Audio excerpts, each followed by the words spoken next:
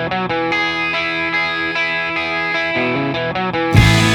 not covering up my feelings.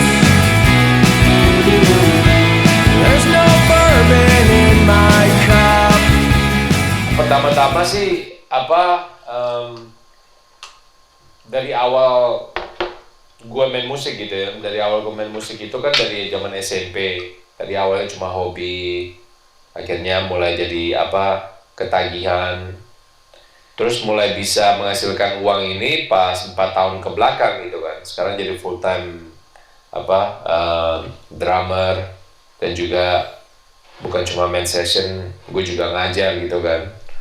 Puji Tuhan juga ini semuanya ini karena satu, dikasih kesehatan gitu kan sama Tuhan kan. Terus kedua, juga dikasih waktu sama kesempatan juga buat mencapai ke goal gue ini gitu.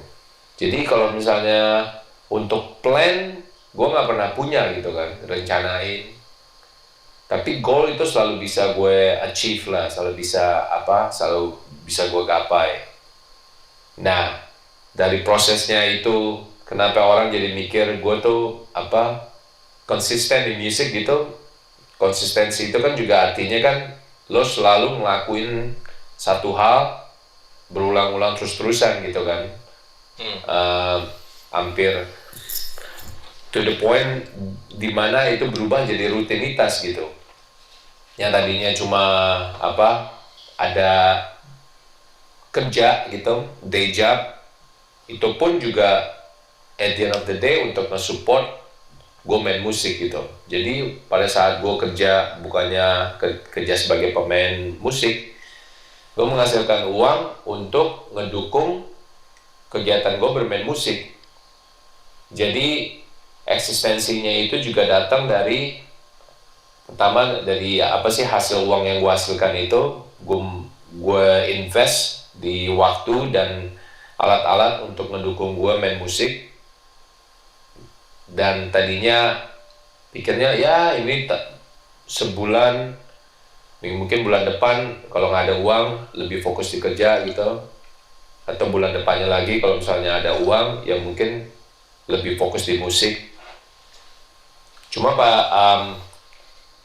at the end uangnya itu bisa dihasilkan terus gitu, bisa dicari, dan waktu untuk bikin musiknya itu tuh didapat dari break antara day job sama ngurus diri sendiri gitu. Itu awalnya kan.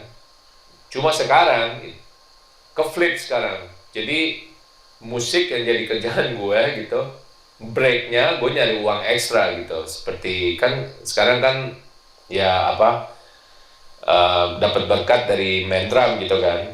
Nah, side gig-nya gue ini sekarang mainin sound gitu. Masih ada hubungan sama musik sih gitu.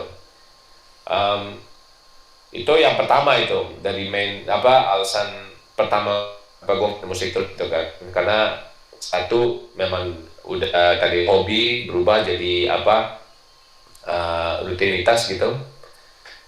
Dari rutinitas akhirnya jadi menghasilkan uang gitu kan. Nah, yang kedua itu karena gue kan ada hal lain yang bisa gue, ya bukannya nggak bisa sih ya, tapi dari semua hal yang gue dikasih talenta, kayaknya gue paling demen memakai talenta di musik gitu. Entah main drum, entah jadi pendengar gitu, atau memainkan musik gitu. Jadi mungkin di situ orang-orang ngelihat, apalagi sekarang gitu kan, kayaknya eksistensi gue tuh selalu diasosiasikan dengan musik gitu kan. Oh, ini si Albert nih, kalau mau cari drum coba aja tanya dia gitu kan, kalau mau sound coba tanya dia gitu. Terus oh ini kebetulan juga didukung sekarang gue guru gitu kan, gue jadi instructor gitu, jadi gue ngajar juga. Jadi orang kalau nanya gitu, oh kalau mau belajar coba telepon si Albert gitu. Nah, akhirnya dari semuanya itu memberikan gue image gitu, gambaran kalau gue tuh selalu eksis di musik gitu. Dan memang benar sih itu. Jadi gue juga senang ada eksistensi di musik, karena gue ngerasa musik itu yang selalu kayak bensinnya dari hidup gue lah gitu. Nah kalau lo nanya gue sukses itu dari mana gitu ya, dulu waktu kecil gitu kan, waktu muda mikirnya kalau main band gitu sukses itu dilihat dari kalau misalnya udah bikin uang banyak gitu atau terkenal gitu kan. Mungkin di jalan orang langsung kenalin, oh ini kamu dari band ini gitu, mereka tanda tangan. Dulu sukses itu takarannya gue mikir di situ gitu. Tapi sekarang udah lama main musik gitu kan, gue juga nggak lahir dari baru kemarin gitu kan main musik, dan mulai bisa ngerasain ngedukung dan bayar bills, tagihan-tagihan rumah tangga gitu, semuanya dari main musik. Akhirnya gue berpikir gitu, kalau sukses itu sebetulnya takarannya itu kayaknya melakukan sesuatu yang lo sukain gitu, apalagi yang lo cintain gitu kan. Di situ baru lo ngerasa oke, besok gue ngelakuin ini, hari ini udah selesai ngelakuin hal yang gue sukain dan gue cintain gitu. Besok gue bisa ngulangi lagi ngelakuin hal itu. Nah itu menurut gue itu suatu kesuksesan sih buat gue. Mungkin uangnya kecil, tapi pada saat gue melakukan pekerjaan itu, gue pakai tanda kutip karena memang secara status itu pekerjaan gue kan. Apa pekerjaan kamu? Sekarang gue bisa ngomong gitu. Pekerjaan gue ini pemain drum 100% gitu, full time. Nah, tapi dalam melakukan pekerjaan itu gue ada sukacita gitu selalu, dan biasanya nggak pernah stres sih. Gue selalu bilang sama diri gue kalau misalnya musik juga, gue bilang ke murid-murid gue juga nih, kalau misalnya musik itu harusnya kan ngebikin lo merasa it's supposed to make you feel good gitu kan. Tapi kalau misalnya it starts making you feel otherwise gitu, ya just stop dulu gitu. Jangan sampai musik itu ngebikin lo stres gitu kan. Musik itu kan seharusnya kan untuk orang-orang bilang ngilangin stres atau outlet untuk semua kreativitas dari kepala lo lah gitu. Cuma kalau misalnya musik mulai ngebikin lo stres gitu, ya itu mungkin break dulu atau gimana gitu. Gitu lah.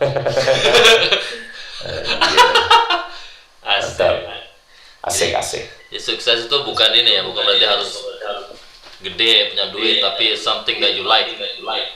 Betul. Itu kan emang kan stigmanya kan kadang-kadang kan kalau di publik kan, lu musik, apalagi kalau background dari Asia juga kan, main musik, mau jadi apa kamu? Harusnya kamu jadi dokter atau something gitu. Kan kalau musik kan cenderung kan kayak, you know, he's my good side right here.